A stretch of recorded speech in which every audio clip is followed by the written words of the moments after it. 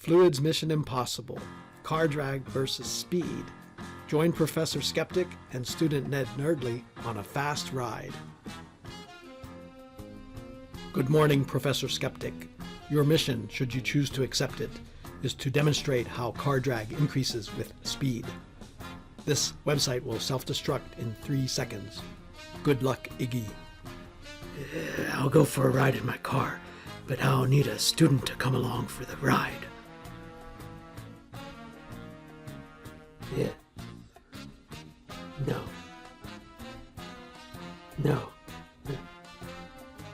Not him.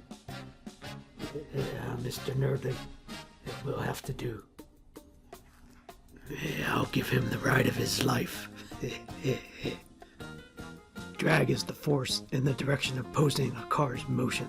There are two components of car drag. Rolling resistance is due to friction from the road onto the tires. Aerodynamic drag is due to pressure and friction forces on the car. Rolling resistance drag is independent of speed. It's just the rolling resistance coefficient times the car's weight.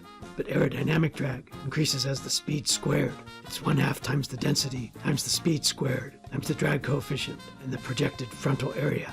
At low speeds, rolling resistance dominates. At intermediate speeds, the two are about the same, but at high speeds, aerodynamic drag dominates. This table shows the ratio of aerodynamic drag over rolling resistance drag as a function of speed in miles per hour. Now I'll take Mr. Nerdly for a ride. I'm a little nervous.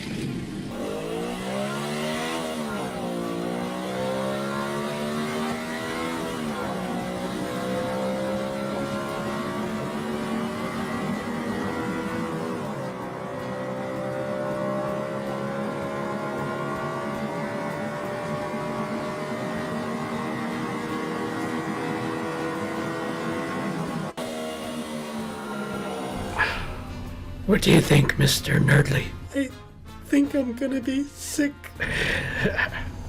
In summary, drag force on a car consists of rolling resistance drag and aerodynamic drag. At low speeds, rolling resistance dominates.